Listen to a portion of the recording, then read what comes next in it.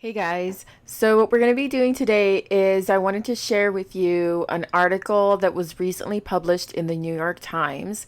It is written by Scott Kelly, and I've talked about him before in class.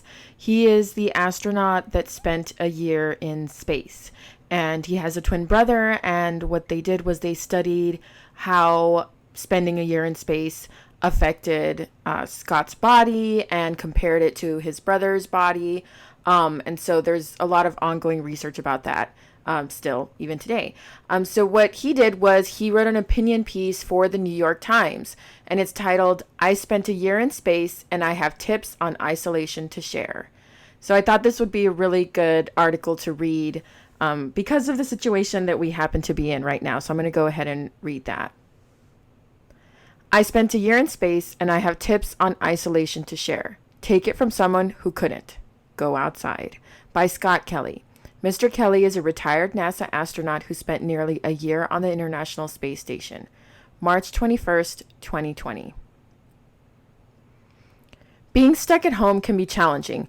When I lived on the International Space Station for nearly a year, it wasn't easy. When I went to sleep, I was at work. When I woke up, I was still at work. Flying in space is probably the only job you absolutely cannot quit. But I learned some things during my time up there that I'd like to share, because they are about to come in handy again, as we all confine ourselves at home to help stop the spread of the coronavirus.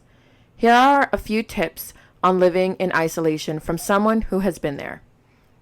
Follow a schedule.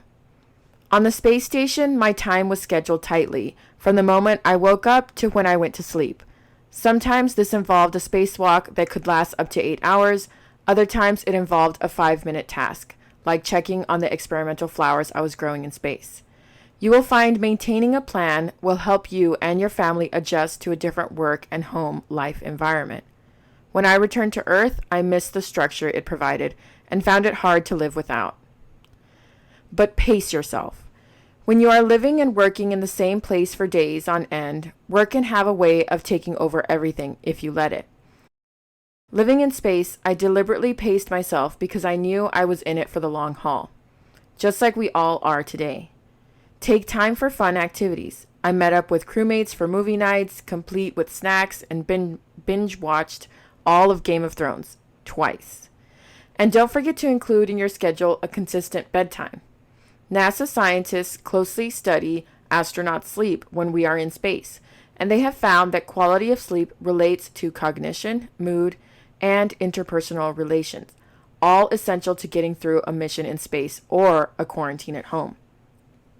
Go outside. One of the things I missed most while living in space was being able to go outside and experience nature. After being confined to a small space for months, I actually started to crave nature. The color green, the smell of fresh dirt, and the feel of warm sun on my face. That flower experiment became more important to me than I could have ever imagined. My colleagues liked to play a recording of earth sounds like birds and rustling trees and even mosquitoes over and over. It brought me back to Earth, although occasionally I found myself swatting my ears at the mosquitoes. For an astronaut, going outside is a dangerous undertaking that requires days of preparation, so I appreciate that in our current predicament, I can step outside anytime I want for a walk or a hike. No spacesuit needed.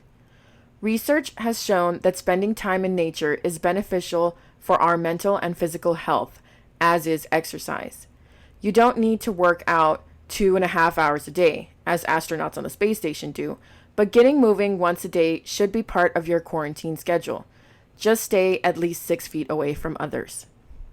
You need a hobby. When you are confined in a small space, you need an outlet that isn't work or maintaining your environment. Some people are surprised to learn I brought books with me to space. The quiet and absorption you can find in a physical book, one that doesn't ping you with notifications or tempt you to open a new tab, is priceless. Many small bookstores are currently offering curbside pickup or home delivery service, which means you can support a local business while also cultivating some much needed unplugged time. You can also practice an instrument. I just bought a digital guitar trainer online. Try a craft or make some art. Astronauts take time for all of these while in space. Remember Canadian astronaut Chris Hadfield's famous cover of David Bowie's Space Oddity? Keep a journal. NASA has been studying the effects of isolation on humans for decades, and one surprising finding they have made is the value of keeping a journal. Throughout my year-long mission, I took the time to write about my experiences almost every day. If you find yourself just chronicling the day's events, which under the circumstances might get repetitive, instead try describing what you are experiencing through your five senses, or write about memories.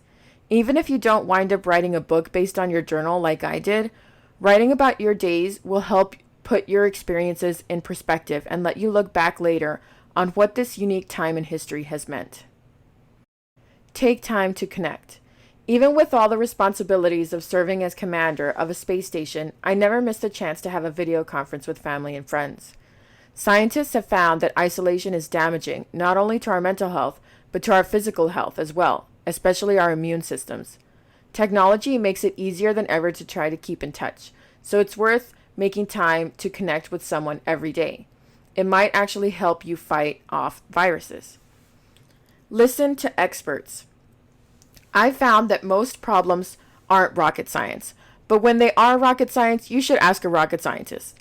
Living in space taught me a lot about the importance of trusting the advice of people who knew more than I did about their subjects, whether it was science, engineering, medicine, or the design of the incredibly complex space station that was keeping me alive.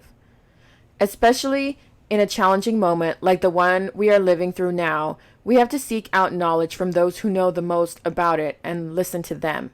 Social media and other poorly vetted sources can be transmitters of misinformation. Just as handshakes transmit viruses, so we have to make a point of seeking out reputable sources of facts, like the World Health Organization and the Johns Hopkins Coronavirus Resource Center. We are all connected. Seen from space, the Earth has no borders. The spread of the coronavirus is showing us that what we share is much more powerful than what keeps us apart. For better or for worse, all people are inescapably interconnected, and the more we can come together to solve our problems, the better off we will all be. One of the side effects of seeing Earth from the perspective of space, at least for me, is feeling more compassion for others. As helpless as we may feel stuck inside our homes, there are always things we can do. I've seen people reading to children via video conference, donating their time and dollars to charities online, and running errands for elderly or immunocompromised neighbors. The benefits for the volunteer are just as great as for those helped. I've seen humans work together to prevail over some of the toughest challenges imaginable, and I know we can prevail over this one if we all do our part and work together as a team. Oh, and wash your hands often.